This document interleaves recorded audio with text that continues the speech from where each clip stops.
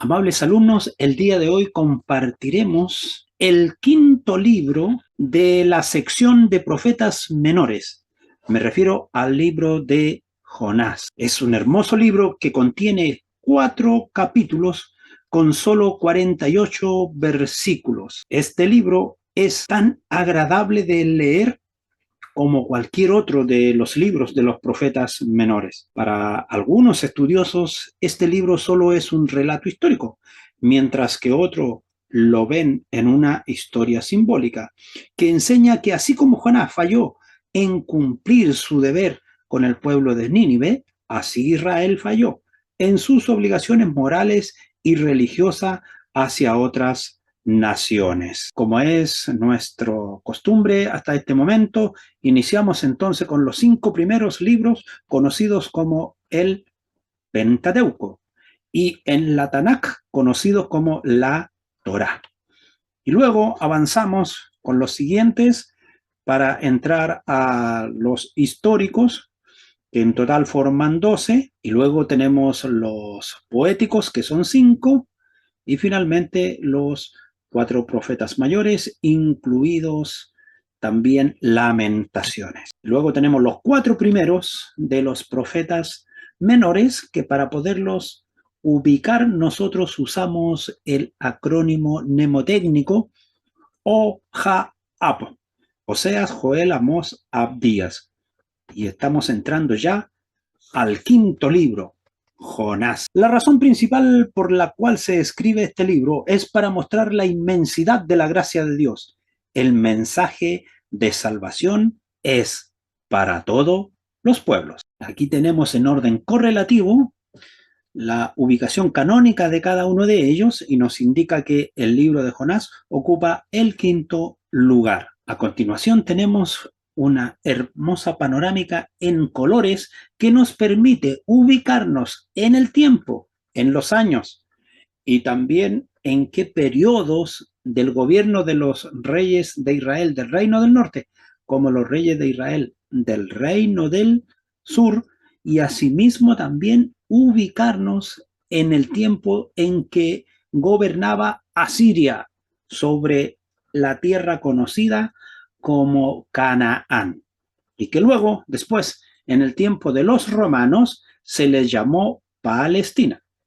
Y tenemos a Jonás ahí circunscrito a una determinada fecha entre el 784 y el 772, ahí compartiendo con los reinos de Judá de Amasías y de Usías o Azarías, y por supuesto siendo parte del reino del norte en los tiempos de Joás Jeroboam. El nombre del libro en hebreo es Yoná, que significa paloma. Cada uno de los libros que nosotros hemos ido estudiando, pertenecientes al gran rollo de la Tanakh, que era un solo rollo, pero que después en la versión de los 70 fue dividida libro por libro y luego llegó a nuestras Biblias de igual manera como procedía de la Biblia de la versión de los 70, es decir, dividido libro por libro. Y en cada uno de ellos, el soberano creador no solo se conoce un nombre de los profetas, sino que también nos da a entender cómo Dios de distintas maneras está poniendo su ojo sobre el pueblo. En la versión de los 70 se le llama Jonás, que su significado es sencillo como paloma. Ahora, el nombre en castellano para nosotros ha llegado a ser solo Jonás. El autor aparece al inicio del escrito. Ustedes tienen su Biblia abierta en el libro de Jonás en el día de hoy y dice en el primer versículo, capítulo 1, vino palabra de Jehová a Jonás, hijo de Amitai, diciendo, pertenecía a la tribu de Zabulón, creció en Getefer cerca de Nazaret y predijo la expansión de Israel durante el reinado de Jeroboam II.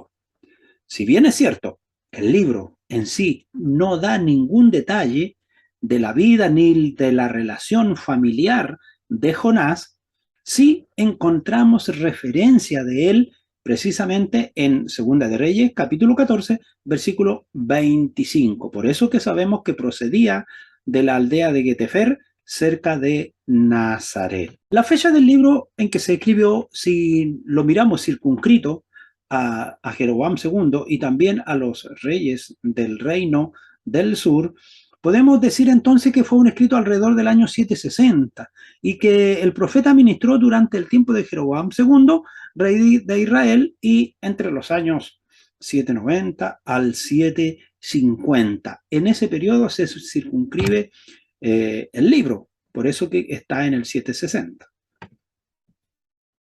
El estilo, el capítulo 1 y 2 son prosa y narración histórica, y los capítulos 2 al 4 son una clara poesía hebrea.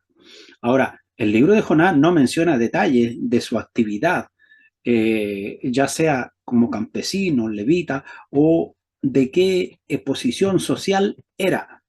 Pero es una lástima en verdad que este sencillo relato de Jonás haya sido señalado por algunos escépticos como un blanco especial de sus ataques contra la Biblia, dejando de lado la hermosa lección de la misericordia imparcial de Dios para con todas las naciones. ¿Por qué hacemos énfasis en ello? Porque algunos han considerado Jonás solamente como un hecho histórico y hubo grandes ahí pugnas en su tiempo para aceptarlo dentro del canon bíblico. Otros lo ven simplemente como un relato y que no tiene ninguna injerencia en el canon bíblico. Cualquiera que haya sido la condición en la cual los estudiosos quieren tratar este libro, lo cierto es que está registrado para enseñarnos a nosotros una enseñanza de vida e innegable, que Dios tiene amor por toda la humanidad y aún por sus enemigos.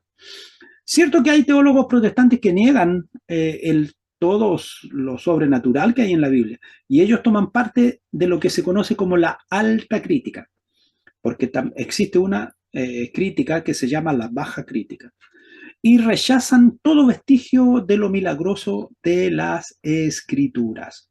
En especial, 3 libros del Antiguo Testamento son atacados por estos estudiosos de la alta crítica.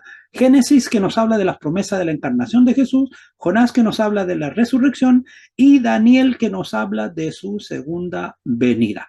El mensaje profético son solo 8 palabras. De aquí a 40 días, Nínive será destruida. El libro no presenta mensajes proféticos. Se trata de la narración de un drama que nosotros lo vemos en 2 actos. El primer acto, el escenario, el mar Mediterráneo. La trama, Jonás rechaza su misión. El segundo acto, el escenario, Nínive. La trama, Jonás cumple su misión. ¿Cuántas veces tú también has sido parte de una acción de mensaje en la cual Dios te llama a entrar en un escenario porque debes dejar una palabra de bendición y la rechazas? ¿O cuántas veces también has sido parte de ir allí y de cumplir con la misión que Dios te ha encomendado? No solo Jonás vivió esa disyuntiva, nosotros también la vivimos en nuestras vidas. El actor estelar, por cierto, indudable, indiscutible, incomparable, único, Dios, el actor de reparto. Jonás, y actor invitado, un gran pez, o que nosotros le llamamos ballena, pero la escritura solo habla de un gran pez. Para algunos es un libro como un poco mitológico, como la Ilíada, Moby Dick, Robinson Crusoe. Para otros es un cuento o una alegoría, pero para nosotros el libro de Jonás debe interpretarse históricamente, y la razón es porque Jonás es un personaje histórico, tal como lo hemos citado ahí en la panorámica que vimos, que está vinculado con los reyes tanto del sur como del norte, y específicamente con el rey del norte, según lo señala Segunda de Reyes 14:25. Y lo que es concluyente es que el mismo Señor Jesús le da valor histórico al citarlo en 2 oportunidades. Mateo 12:39 y en Mateo 16:4. El carácter de Jonás no se compara favorablemente con los otros profetas del Antiguo Testamento. Era desobediente a Dios, enojadizo, caprichoso, emotivo, colérico, sumamente nacionalista. No se destaca como un buen modelo entre los otros profetas, que dijéramos tenía humildad, sumisión y obediencia, totalmente opuesto al libro que recién acabamos de concluir, esa sencillez que había en Abdías para obedecer el mensaje. Aquí tenemos entonces gráficamente mostrado los reyes que estaban gobernando en el reino del norte, en el reino del sur, y el tiempo de Jonás. Ahora, si nosotros hacemos también una comparación de Jonás con respecto a otros profetas de su tiempo, entonces encontramos que se enlaza con parte del trabajo de Joel, con parte del trabajo de Amós y ya despidiendo el trabajo de Miqueas. Específicamente fue contemporáneo de Joel y Amós. Las divisiones. El libro tiene dos grandes divisiones. Tal como les lo he señalado en otras oportunidades, todo depende de la Biblia de estudio que usted tome. Por ejemplo, la Biblia con la cual yo comparto con ustedes tiene 4 divisiones. La primera menciona el profeta rebelde y su castigo. La segunda dice el profeta perdonado y la oración. La tercera dice el profeta obediente y el resultado de su predicación. Y la cuarta, el profeta enojado y la censura de parte de Dios. Aquí, en este panorama que nosotros estamos viendo, se nos presentan dos grandes divisiones. Capítulo 1 y 2 de Jonás rechaza su misión. Y el capítulo 3 y 4, Jonás cumple su misión. Ahora, dentro de la opción de la primera sección, cuando Jonás rechaza su misión, ahí está circunscrito lo del profeta rebelde y su castigo, que va del capítulo 1, del verso 1 hasta el 16. Y luego el profeta perdonado y la oración, que va desde el versículo 17 del capítulo 1 hasta el capítulo 2, verso 9. Vamos a ver entonces qué es lo que tenemos en esta subdivisión. Por cada capítulo tenemos un título: Jonás huye de Dios, oración de Jonás, Jonás predica en Nínive, el enojo de Jonás. Primera sección, capítulo 1-2, Jonás rechaza su misión, es decir, Jonás huye de Dios. ¿Qué es lo que le dice el mensaje? Vino palabra de Jehová a Jonás. También podemos observar que Dios le habla a Jonás. Él no tiene una visión, no está en un trance, no está en un sueño, está despierto y viene la palabra a su mente, a su pensamiento.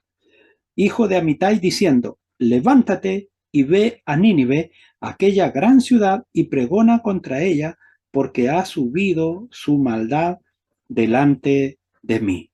Y desde donde él vivía, caminó varios kilómetros, cientos de kilómetros, para llegar a la ciudad de Nínive y entregar el mensaje que Dios le había enviado. Ampliando un poquito de dónde está ubicada la ciudad de Nínive, está en la parte superior de Siria, hoy en día cercana al río Tigris, y era en aquella época en que Jonás predica, era la capital del reino asirio.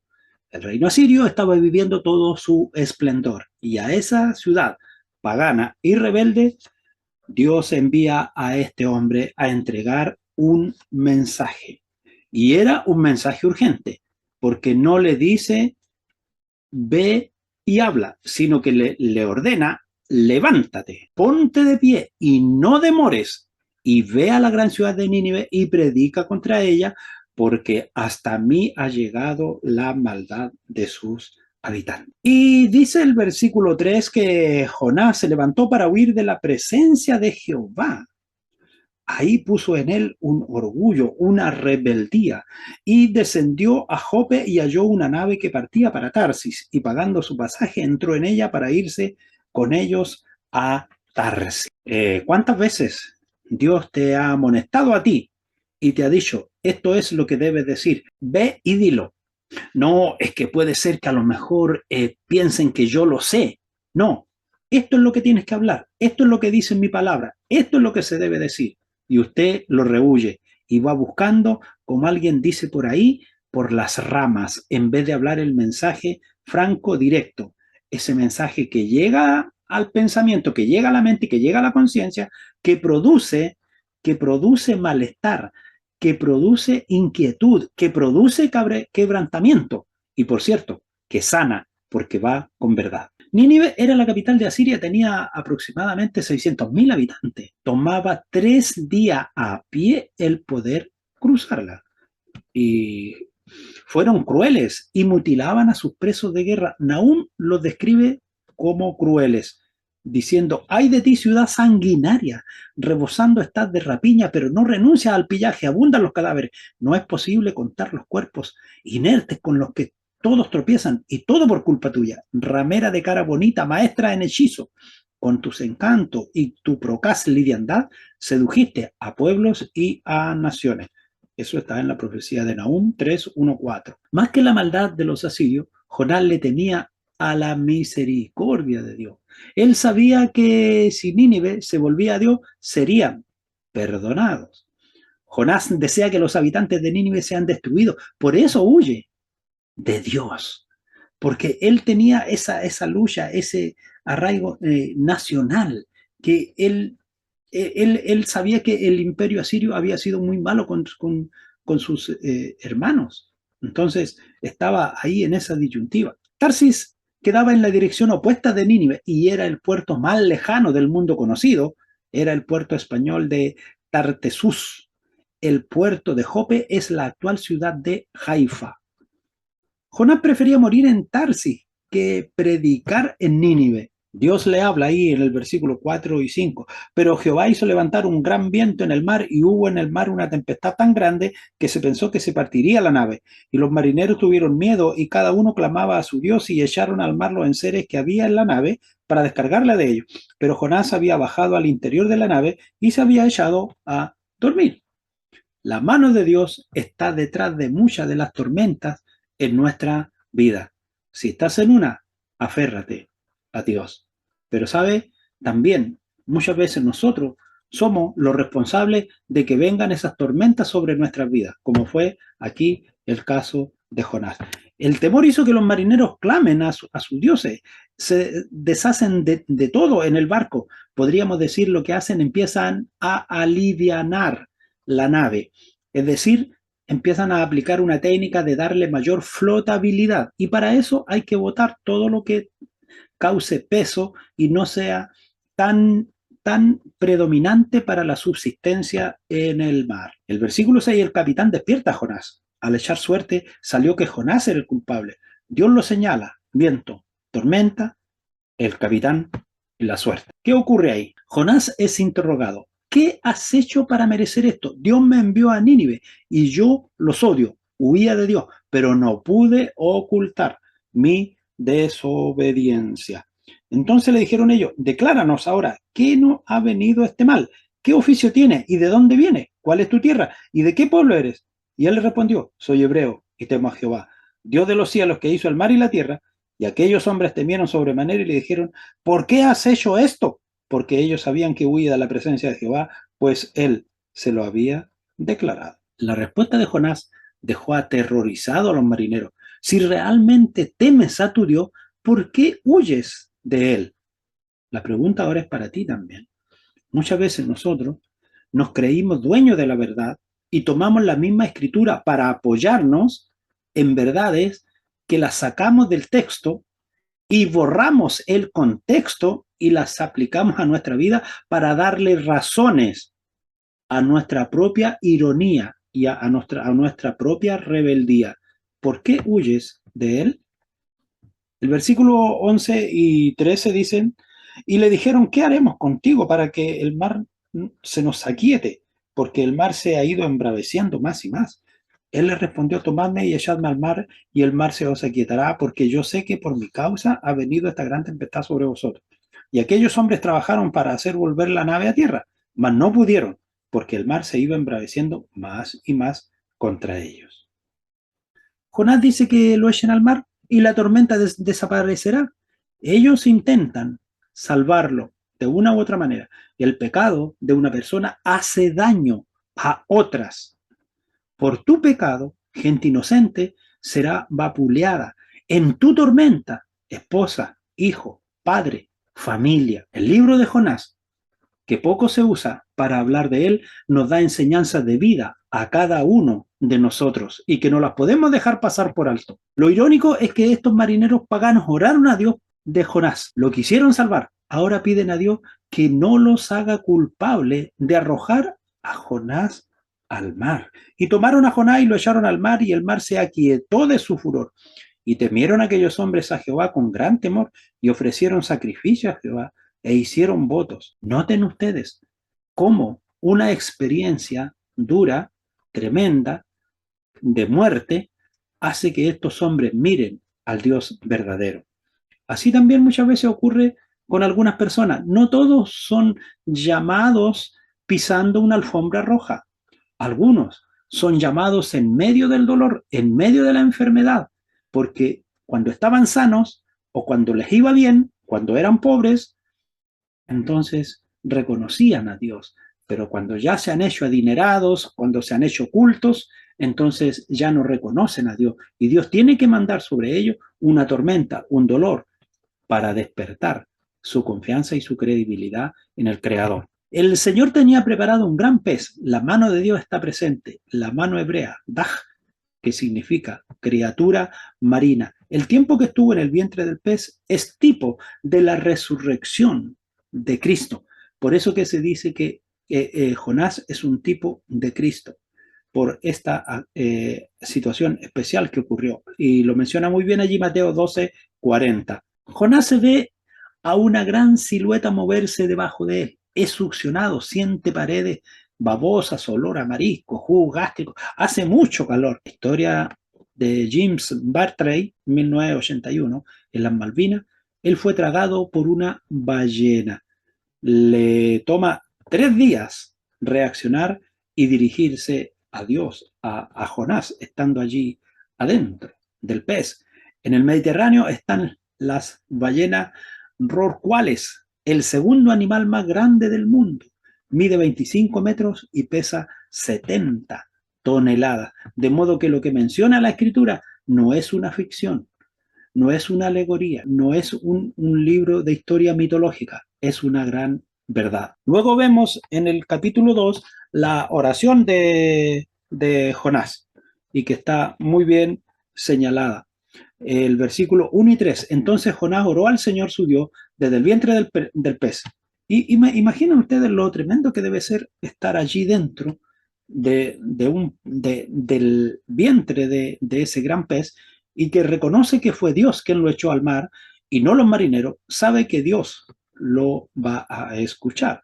En su oración cita 5 salmos: el Salmo 31:22, el 69:1-2, el 120:1. Jonás se ve en todo esto, él está viendo a Dios. Está a punto de desfallecer cuando dentro de mí desfallecía mi alma, me acordé de ti, Señor, y mi oración llegó hasta ti. ¿Por qué nos gusta aprender de la manera más dura? ¿Por qué no reaccionas antes? ¿Por qué no reaccionas ahora? Jonás perdió la presencia de Dios, admitió que creyó en vanidades ilusorias y mostró tristeza por sus pecados.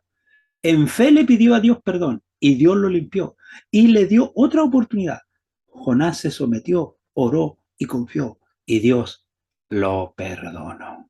Dios está dispuesto a recibirnos cuando venimos a Él con un corazón humilde, con un corazón contrito. Contrito quiere decir que se duele en el alma, que se duele el espíritu a causa del pecado. El Señor ordenó al pez que vomitara a Jonás en tierra. Jonás pensó que iba a morir ahogado dentro del pez. Solo, recordemos nosotros que solo los mamíferos son los que vomitan. Jonás fue dejado en la costa a 800 kilómetros de Nínive, y desde allí tuvo que emprender el viaje que parte en el capítulo 3 y capítulo 4 donde Jonás cumple su misión. Volvemos al principio. Dios llama a Jonás a predicar en Nínive. Esta vez Jonás está dispuesto, aprendió la lección. Esto es lo que se llama volver a cero. Leímos, vino palabra de Jehová por segunda vez a Jonás, diciendo, levántate y ve a Nínive, aquella gran ciudad, y proclama en ella el mensaje que yo te diré. Y se levantó Jonás y fue a Nínive conforme a la palabra de Jehová, y era Nínive ciudad grande en extremo, de 3 días de camino. Es decir, la ciudad en sí. Lo que está diciendo aquí era el tamaño de la ciudad, era de 3 días de camino. Pero si él quedó a 800 kilómetros y si nosotros imaginamos un caminante puede recorrer 35 a 40 kilómetros diarios en una marcha normal y en una condición alimenticia adecuada, bueno, se demoró varios días en recorrer los 800 kilómetros para poder llegar a la ciudad de Nínive, que era tremendamente grande, que tenía 3 días de camino de ancho la ciudad. Imaginen a Jonás emblanquecido por los jugos gástricos de la ballena, con una alga como una bufanda y oliendo a pescado, yendo hacia Nínive. ¿Quién se atrevería a acercarse a él? Ni bien llega, declara su mensaje. De aquí a 40 días Nínive será destruida. Y comenzó Jonás a entrar por la ciudad caminando de un día, camino de un día, y predicaba diciendo, de aquí a 40 días Nínive será destruida. Es decir, todo ese día que él caminó, dio su proclama. Y los hombres de Nínive, mire lo que sucede, creyeron a Dios y proclamaron ayuno y se vistieron de cilicio desde el mayor hasta el menor de ellos. Vestirse de cilicio era colocarse esas ropas de saco rugosa que son molestas, un paño muy duro y que se usaba en la antigüedad como una muestra de sacrificio delante de Dios, o bien se colocaban ceniza porque la ceniza produce escozor, molestia en el cuerpo. Ahora, entre el versículo 5 al 8, dice, y los hombres creyeron a Dios y proclamaron ayuno y se vistieron de cilicio desde el mayor hasta el menor, y llegó la noticia hasta el rey de Nínive y se levantó de su silla, se despojó de su vestido y se cubrió de cilicio y se sentó sobre ceniza. E hizo proclamar y anunciar en Nínive, por mandato del rey, de sus grandes, diciendo, hombres y animales, bueyes y ovejas, no gusten cosa alguna, no se les dé alimento, ni beban agua, sino cúbranse de cilicio hombres y animales, y clamen a Dios fuertemente, y conviértanse cada uno de su mal camino, de la rapiña que hay en sus manos. El rey no escuchó directamente, pero Dios le trajo convicción y proclamó ayuno y silicio. El mensaje de Jonás fue directo, sin rodeo, sin adorno. Fue la verdad desapasionada. Es lo que muchas veces hoy se critica. Alguien predica y dice, es que no debiera haberlo dicho. No era la forma de decirlo, no eran esas las palabras. Cuando tu conciencia tiene algo guardado que te hiere, entonces nunca vas a recibir el mensaje. Siempre vas a estar mirando quién es el Jonás que te predica, pero no lo vas a aceptar en tu vida porque está llegando y te está enjuiciando y está sacando a relucir una verdad que tú no quieres recibir. Clamaron de todo corazón y se arrepintieron de su mal camino y Dios los escuchó. El versículo 9 y 10 señala, ¿quién sabe si volverá y se arrepentirá Dios y se apartará del ardor de su ira y no pereceremos? Y vio Dios lo que hicieron, que se convirtieron de su mal camino, y se arrepintió del mal que había dicho que les haría, y no lo hizo. En esto, amables oyentes, siempre hay una gran discusión. Muchas veces los predicadores, los comentaristas, todos dicen, no, que es que Dios se arrepiente, Dios se arrepiente. Dios nunca se arrepiente. En primer lugar, porque Él no es hombre para mentir, ni es hombre para arrepentirse de lo que dijo. Lo que sí Él mira, que cuando el hombre en su mal camino se arrepiente genuinamente, también está su mirada de misericordia. Y eso fue lo que ocurrió aquí con Nínive. porque a la vez siguiente, cuando vino Nahum dando la profecía de la caída de Nínive, fue irreversible y Dios actuó tal como se lo dijo a Nahum. Dios en su misericordia decidió no enviar el juicio, pues las naciones, las personas de Nínive creyeron y se arrepintieron al oír el mensaje de Jonás. Porque así como Jonás fue una señal para los ninivitas, también el Hijo del Hombre será una señal para esta generación. Y ahí está mencionado en Lucas 11:30. Pero ¿qué pasó con aquella generación? No le oyeron. Entonces, como el mensaje no fue oído dentro del pueblo, entonces el apóstol Pablo lo proclama a los gentiles. El mensaje de Jesús fue de amor, lo dio por 3 años y no lo escucharon ni se arrepintieron. El versículo 1 al 5 del capítulo 4, pero Jonás se apesadumbró en extremo y se enojó. Jonás estaba furioso. Lo sabía, dijo, yo ya sabía lo que iba a suceder. Ocurrió lo que me temía. Dios es bueno y los ha perdonado y yo quedé como un tonto, pues el juicio no les ha llegado. Jonás se creía el dueño de la salvación. Él había sido un instrumento usado por Dios para que un pueblo se arrepintiera, pero él lo estaba tomando como propio, con egoísmo, con vanidad. El versículo 2 dice, y oró a Jehová y dijo, ahora, oh Jehová, ¿no es esto lo que yo decía estando aún en mi tierra? Por eso me apresuré a huir a Tarsis, porque sabía yo que tú eres Dios clemente y piadoso, tardo en enojarte y de grande misericordia, y que te arrepientes del mal. Que se arrepiente del mal, no se arrepiente del mal. No quiere perjudicar a aquel que se arrepiente de todo corazón. El corazón de Dios existe en su corazón, en el corazón de Dios, existe la disposición de hacerle bien al hombre. Es benevolente, compasivo, benigno. Su deseo no está en castigarnos. Si nosotros examinamos Deuteronomio, los capítulos finales, la bendición y la maldición está claramente establecido allí. ¿Por qué Dios bendice? Y por qué Dios también castiga. Increíblemente Jonás le reprocha a Dios por ser bueno. Antes le había pedido a Dios que lo sacara del sepulcro, del vientre de la ballena. Ahora le pide que le quite la vida. Ha caído en una gran depresión, como el gran ingeniero que se creía el dueño de la empresa y porque de un día a otro le dijeron ya no eres necesario y te vas, había caído en una gran depresión. Así también encontramos otros hombres que cayeron durante el desarrollo de su ministerio en depresión, como fue Elías, como así también Jeremías, como así también es Ezequiel, como también Job en su momento, pasaron por tiempo de depresión.